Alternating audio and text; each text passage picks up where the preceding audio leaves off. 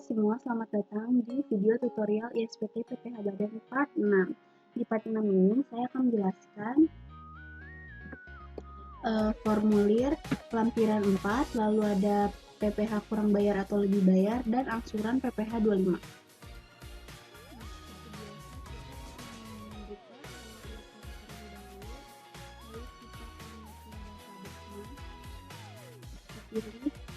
Lalu password seperti ini, kita masukkan administrator dan passwordnya 123. Selanjutnya kita klik program, lalu buka SPT yang ada, dan kita pilih tahun pajak yang 2018. Lalu kita klik buka dan kita klik buka SPT untuk diedit kembali atau direvisi. Nah, setelah itu saya akan menjelaskan tentang SPT PPH lampiran keempat. Nah, di sini bisa kita buka di SPT PPH, lalu ke lampiran, kita pilih yang 4, penghasilan yang dikenakan PPH final dan yang tidak termasuk objek pajak. Nah, di sini ada bagian A dan bagian B. Nah, selanjutnya di bagian A ini penghasilan yang dikenakan PPH final. Di sini ada bunga deposito atau tabungan dan diskonto SBI. Di sini bisa kita lihat datanya di soal. Untuk bunga deposito itu 120 juta. Nah, untuk bunga deposito ini dia neto ya, maka di DPP ini ditulis 100, kita hitung terlebih dahulu, yaitu 120 juta dikali 100 lalu dibagi 80, itu hasilnya 150 juta. Nah, kita tulis di DPP nya 150 juta. Lalu dengan tarif 20%.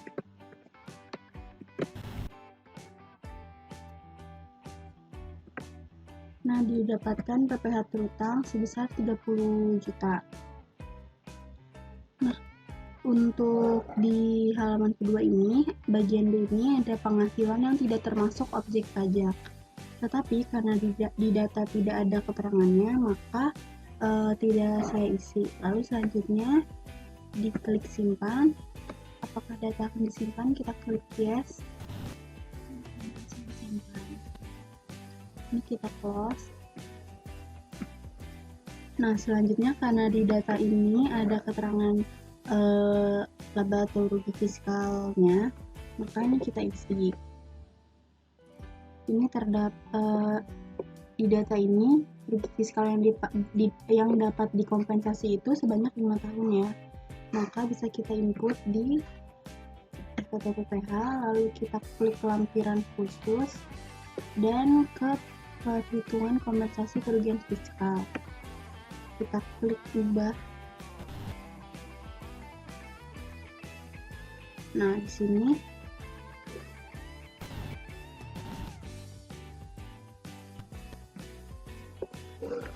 kuku dari 2018 sih. Iya, ditutup lagi, dan ada lagi tutup lagi, terus buka lagi yang di 8.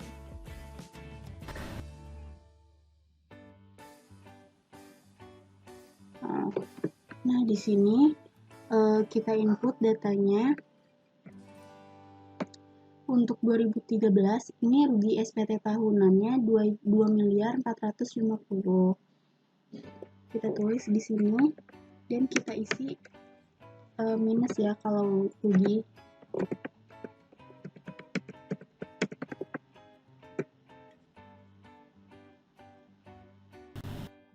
Selanjutnya di 2018 ini, di 2014 ini adalah laba SPT tahunan sebanyak 2.510.000.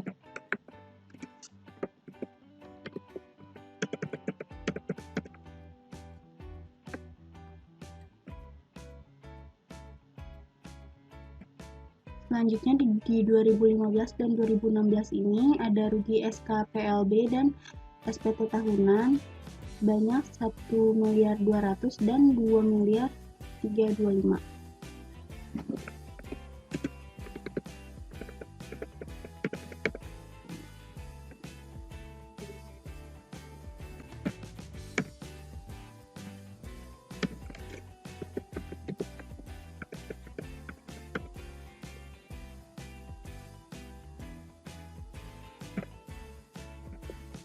selanjutnya di 2017 ini ada laba sebesar 1.420.000.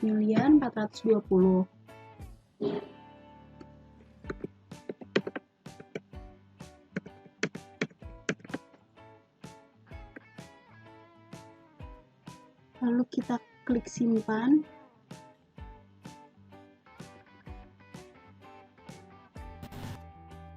Di sini data berhasil disimpan ya. Lalu kita klik OK. Selanjutnya kita close. Oh iya, untuk sumber datanya ini bisa kita lihat di data yang keterangannya SKPLB ini di 2015 dan 2017. Kita klik yang SKP, lalu kita simpan kembali.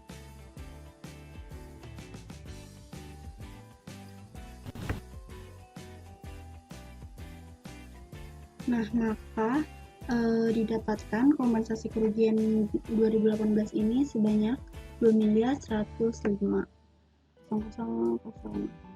Selanjutnya kita simpan, kita klik yes, kita close.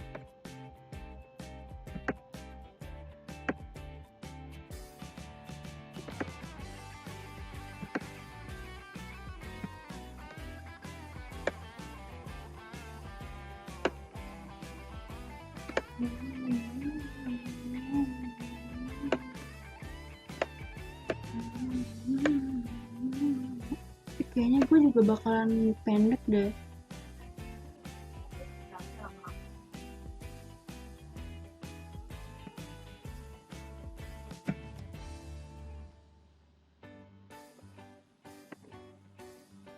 Nah, untuk penghasilan neto fiskal ini sudah automatically terisi karena kita sudah membuat lampiran 1.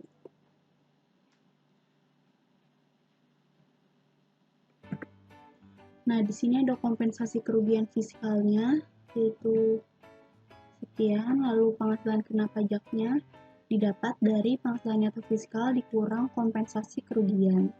Ini didapatkan hasil 5.151.800. Nah, selanjutnya ini ada PPh terutang. Kita lihat di rekon di sini, karena dia peredaran usahanya kurang dari 50 miliar, maka kita klik yang tarif PPh pasal 31E ayat 1 ini, yaitu pengurangan tarif 50%.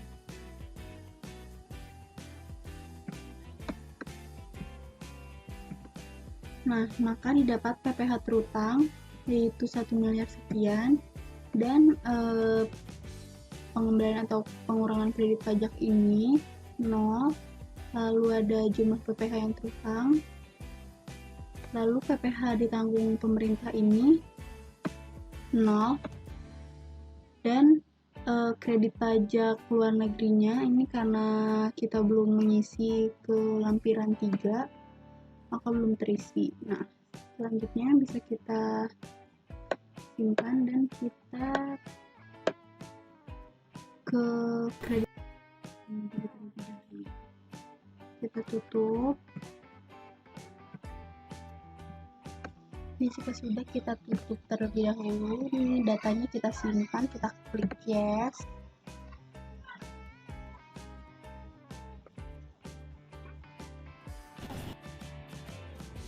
Lalu data berhasil disimpan. Nah, setelah itu kita akan mengisi kredit pajak luar negeri dengan cara klik SPT PPh, selanjutnya ke lampiran khusus, dan kita pilih kredit pajak luar negeri. Nah, di sini bisa kita klik baru. Akan saya terkecil terlebih dahulu.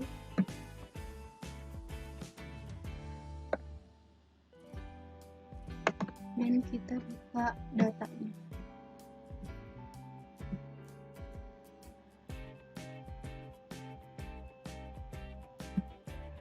Nah, selanjutnya bisa kita input kredit pajak luar negeri dengan cara klik baru. Selanjutnya kita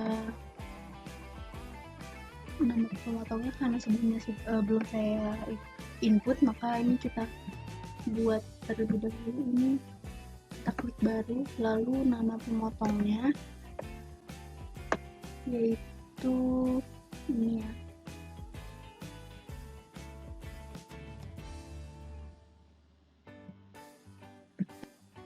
Nah, ini kita input yaitu XBC International Corp. XBC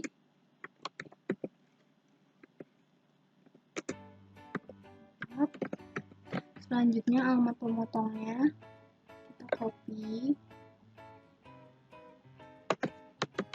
kita paste di sini. Nah, jika sudah bisa kita simpan. Input data baru tidak, karena hanya ada XBC International Corp ini aja ya. Jadi ini kita tutup.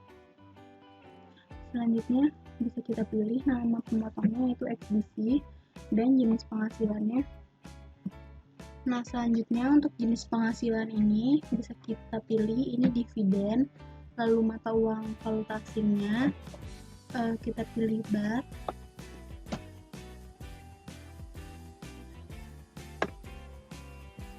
Selanjutnya jumlah netonya dari valuta asingnya yaitu yang ini 1.470.721 baht, kita paste di sini.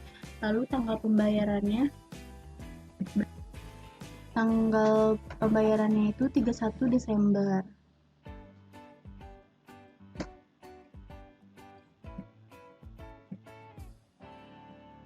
Selanjutnya kurs KMK-nya itu yang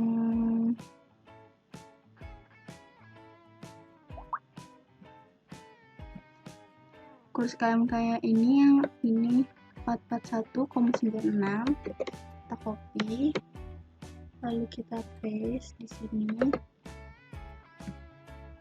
Nah, selanjutnya jika sudah, nanti ini automatically terisi jumlah netonya. Nah, untuk pajak piutang falas ini diisi dari jumlah neto valuta asing ini dikali 20% yang dipotong di Thailand, maka 1.470.721 ini kita kali 20% didapat hasil 294.144,20. Nah, jika sudah, ini automatically juga terisi pajak piutangnya yaitu 12 sekian.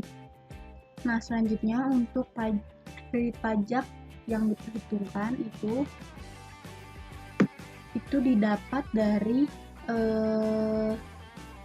kita harus perhitungkan juga. Nah, untuk kredit pajak ini kita pilih dari pajak terutang dan juga yang sudah saya hitung PPh pasal 24 di Excelnya ini kita pilih yang paling rendah. Nah, bisa kita lihat di sini jumlah penghasilan neto dalam negerinya didapat dari ini ya, didapat dari jumlah fiskal lalu dikurang dividen dari Thailand. Selanjutnya ada jumlah penghasilan neto luar negeri diambil dari dividen dari Thailand itu sendiri, lalu didapatkan PKP dengan cara jumlah penghasilan neto dalam negeri ditambah dengan jumlah penghasilan neto luar negeri, didapatkan hasil 7 miliar sekian. Lalu pajak terutang ini didapat dari PKP dikali 25%.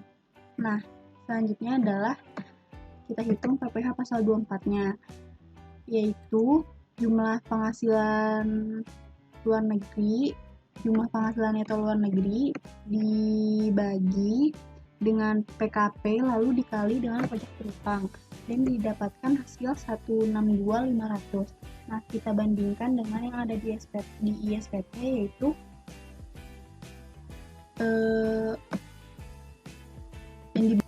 Oh, sebelumnya maaf, saya ada kekeliruan di kurs KMK ini. Jadi hanya 441,96. Nah, didapat, maka 162.500 ini kita bandingkan dengan 129.99 sekian. Maka yang paling kecil, yang paling rendah itu di pajak terutang yang di SPT ya, maka kita tulis yang 129, 999, 971.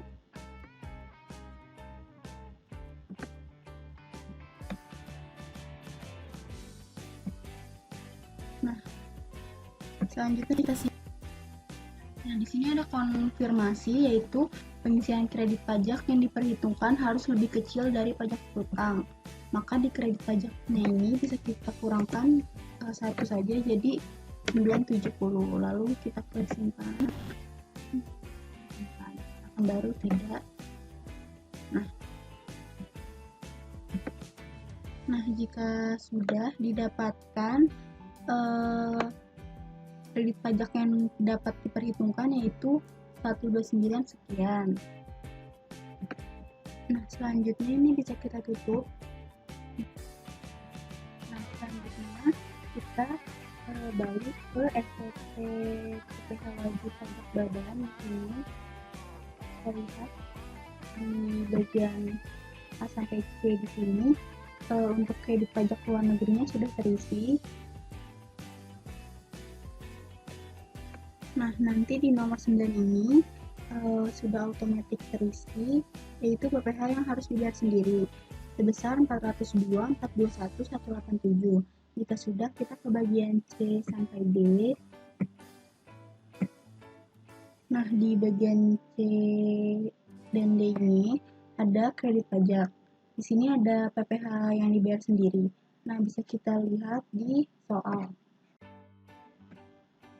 Nah, di sini bisa kita lihat selama tahun 2018 wajib pajak membayar PPh pasal 25 dengan rincian tabel sebagai berikut. Di sini ada masa dari Januari sampai Desember. Lalu jumlah ini kita hitung. Selanjutnya kita masukkan di PPh pasal 25 bulanan.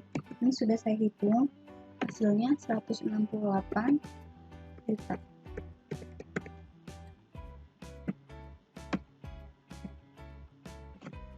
Nah, selanjutnya untuk yang B ini, STP PPh pasal 25, hanya pokok pajak. Ini kita lihat juga di data, di soal.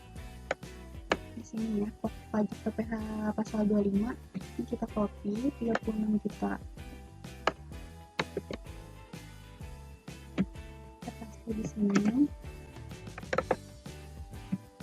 Nah, selanjutnya sudah terisi jumlah dari PPh yang dibayar sendiri sebanyak 204 juta. Nah, jika sudah, nanti ada PPh yang kurang dibayar, ini sudah otomatis terchecklist, yaitu 198, 421, 187. Selanjutnya kita ke bagian E dan G.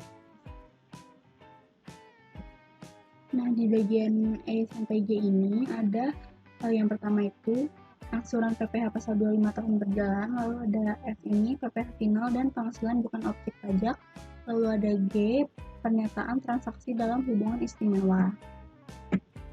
Nah, untuk mengerjakan angsuran PPh pasal 25 ini bisa kita lihat datanya di Excel.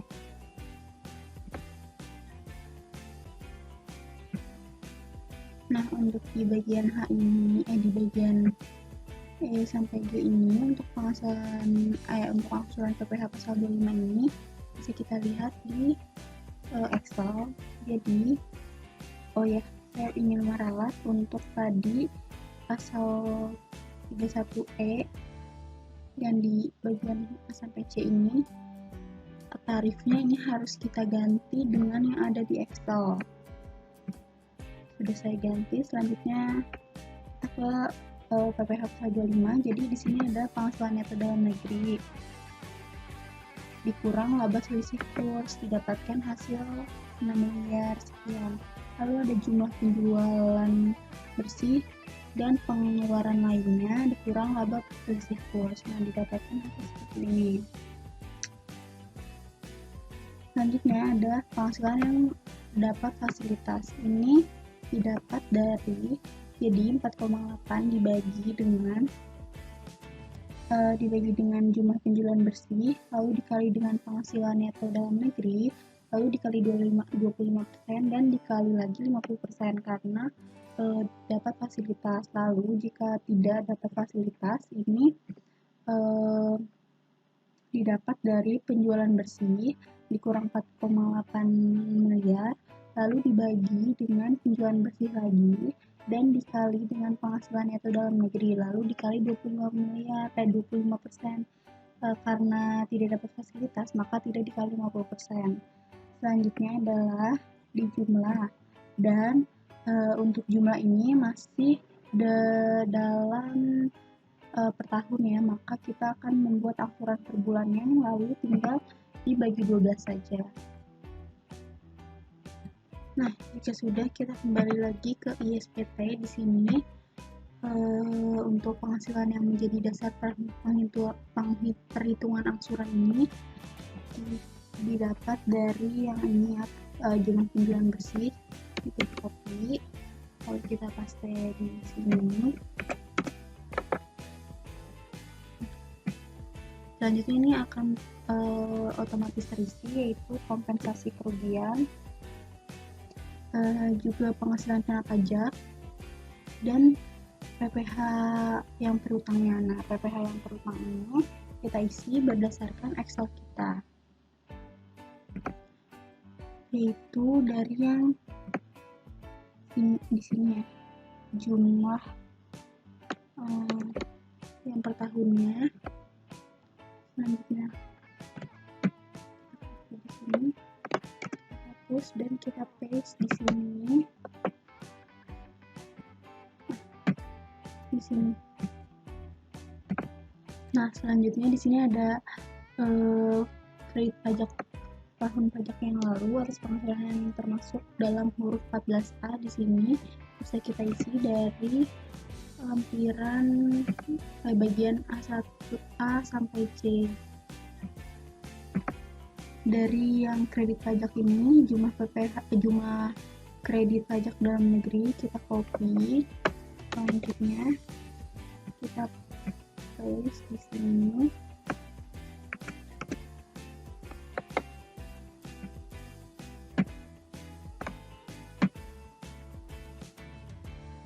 Ya, nanti ini sudah otomatis terisi ya. Di sini juga PPh finalnya sudah terisi karena sebelumnya kita sudah membuat formulir 17714. Nah, jika sudah, ini bisa kita ke bagian H. Di bagian H ini kita checklist yang laporan keuangan juga. Selanjutnya adalah penandatanganan SPT-nya benar wajib pajak, lalu tanggal lapor SPT-nya kita asumsikan saja sebagai ini ya, batas akhir pelaporan SPT PPh Badan, yaitu 4 bulan setelah berakhirnya tahun pajak. Maka tanggal 30 April tahun 2000. Nah, untuk tahunnya ini kita ganti jadi 2019 karena tahun pajak yang kita buat itu 2018. Jika sudah, bisa kita klik simpan. Simpan, kita oke. Nah, maka data berhasil disimpan. Ini bisa kita close saja. Nah, karena tadi status SPT-nya masih kurang bayar, maka kita harus menginput daftar SSP-nya. Nah, kita bisa klik SPT PPh, lalu kita klik daftar surat setoran pajak. Di sini ada daftar SSP yang harus dibayar. Nah, ini bisa kita klik baru dan kita samakan dengan tabel daftar daftar SSP yang harus dibayar. Jadi di sini kode jenis setorannya kita samakan yaitu 200,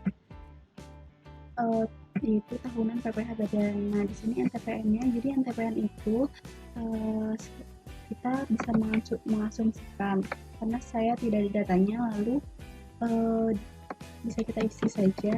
Nah, di sini sebenarnya itu NTPN kombinasi dari angka dan huruf, tetapi di ISPT ini hanya angka saja. Nah, jadi kita lanjut saja. Jadi jumlah pembayarannya kita samakan dengan jumlah SSP yang harus dibayar, yaitu 201 126 863. Nah, jika sudah, tanggal setornya ini bisa kita ganti. Saya asumsikan dengan sama saja dengan tanggal lapor, yaitu 31 April. 30 April bulan tahun 2019.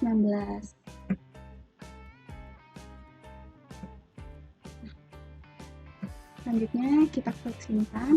Ini data berhasil disimpan. Apakah akan rekam baru? Tidak, karena daftar SSP-nya cuma satu ya. Nah, selanjutnya kita bisa keluar.